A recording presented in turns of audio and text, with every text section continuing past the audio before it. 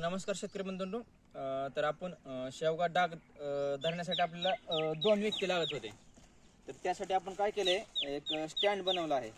अशा प्रकारचे एक स्टँड आहे, तुम्ही बघू शकता 2 पाकळ्या.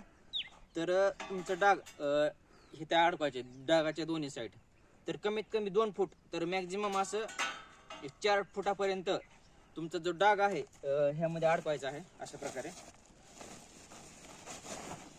म्हणजे आपले 2 व्यक्ती वाचतात ह्यामध्ये. अशा प्रकारे डाग अडकवायचा.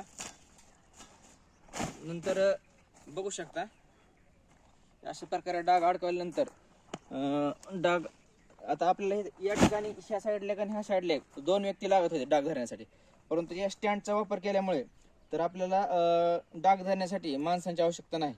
तर त्यामुळे एक व्यक्तीच सहजपणे एक डाग भरू शकतो. तर यामध्ये एक 60-70 किलो 60 किलोपर्यंत शेंगा बसतात या डागामध्ये सहज.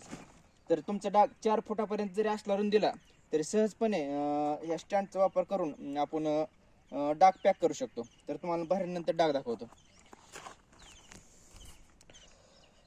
तर बघू शकता डाग भरलेला आहे फुल.